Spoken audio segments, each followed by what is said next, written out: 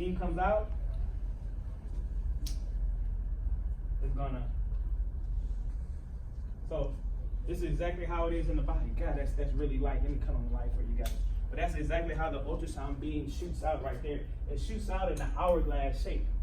So remember, the smallest part of the beam, that's where the focus is. When you're moving your focus, you're actually changing the shape of the beam. So if I move this is my focus right here, because this is where the beam is thinner, right? This right here, that's where the beam is thinnest. So that's why it's important. So that's where the beam is thinnest, right there. So that's my focus. But if I move my focus right here, then my beam is going to get thin right there, and it's going to diverge after that.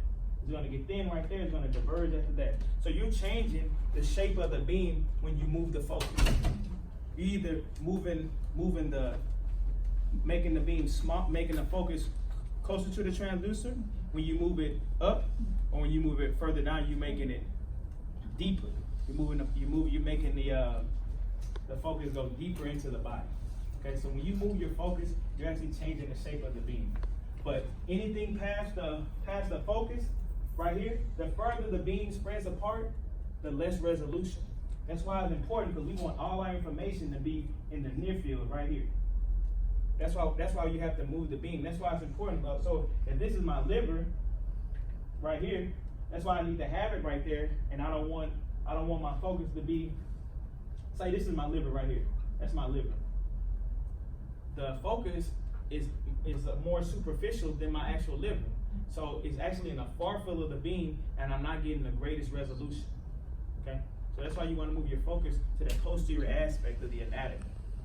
Okay? Because it's all about resolution. The focus controls the resolution. The thinner the beam, the higher the lateral resolution, meaning that we're able to see structures that are side by side. Okay? So let's say I had a cyst. For example. If I had a cyst, let's say I had two cysts. I had one right there and one right here. Because the beam can travel through them, it's going to be able to identify both of these cysts separately. Or if I had a cyst right here and a cyst right here, because the beam is already diverged past that, it's gonna count that cyst as one. When it comes on the ultrasound, this cyst is gonna look like this. It's gonna appear as one, because we're losing lateral resolution. We're not able to see two structures that are side by side. Okay, that's why it's so important to move your focus and adjust your focus. Okay, you got that? Dewey gonna send it to you. But stay with me after class. I'll definitely help you out. So when two waves are completely out of phase, you get an equal amplitude. You get complete destructive interference, and those two waves cancel each other out. So you're gonna get a resulting wave. All right. Perfect. It's my last slide right here. So this is what I was actually trying to draw right here. You see how these waves, look how this wave right here, these waves, look how at this point right here, these waves are perfectly in phase right there, right? But right here, these waves are out of phase. They're a little bit to the side. So when you have, this wave is going to create both constructive and destructive interference. Okay? That's how a sound beam works. That's how it gets the hourglass shape, because right along the edges of the beam, we have a lot of off-angle beams, and they're going to interfere destructively, which is why so what's happening on the outside, those waves are canceling each other out to make the shape of the beam. Okay? These waves in the middle, they're going to interfere constructively, and that's why the middle of the beam is the most powerful. We have the most intensity in the middle of the beam, and that's how the beam gets its shape, because of all of the destructive interference that occurs on the lateral edges of the beam. Okay? We'll get more into that, guys, as we get deeper into the chapter talking about Hughes wavelets and how that occurs. So no words. I'm getting a little deep into it right now. I'm sorry. I can't help myself. I love physics. Okay? So when interference of waves of different frequencies occur, you get a phenomenon that occurs, and you have both constructive and destructive interference. And that goes without saying, right? So when we have waves of different frequencies, let me see. And so this single wave is actually changing the frequency. It may be like this, and then it may be in one single wave. See how my frequency changes? So if I had another wave that had different frequencies,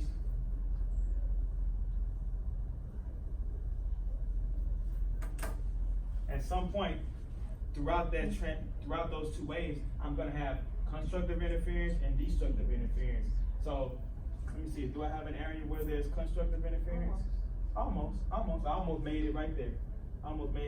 But the interference is gonna, remember, the waves are gonna be, the resulting wave is gonna be less than the destructive. So the amount of the wave that depends on the amplitude of both of those two that form it. Okay? I should have did a better job drawing that. All right, but that's our chapter 2 right there, guys. Please ask me questions. Come on. Okay, so I understood, like, when basically they're clashing or not. So on that first line, wait. No, the one else. This one? Yeah. Right here? Yeah. Completely out of phase, right? Right, but whenever there is, okay, completely out of phase. So look at that same point. If I move it straight down, look what happens. They cancel each other out. Look how it's 0. You see that? Look how at this point right here, these two waves are perfectly out of phase. And I come straight down, they're at the 0 mark. They're gonna cancel each other out. Remember I just said that when they're of equal amplitude. Look, these waves are in equal amplitude, right? Their peaks and troughs have the same intensity. So this is a perfectly out of phase segment, and at the beginning of that wave, that's why you don't have it's at the 0 mark. I understood. So when they hit over there, I thought like the rest of the waves would just. No, because sound wave it's still gonna travel. It's still gonna it's not one single beam that's coming out at one time. So point to what you mean. I thought once they hit here or here, there's complete destruction. I thought the rest of the waves would be aligned. Would be aligned? The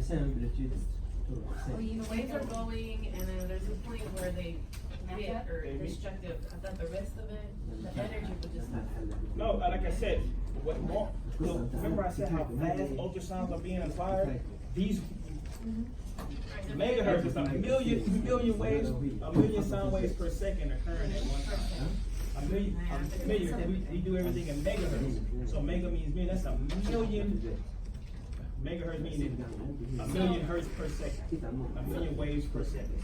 That one point down there,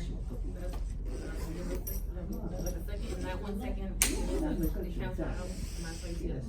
I don't want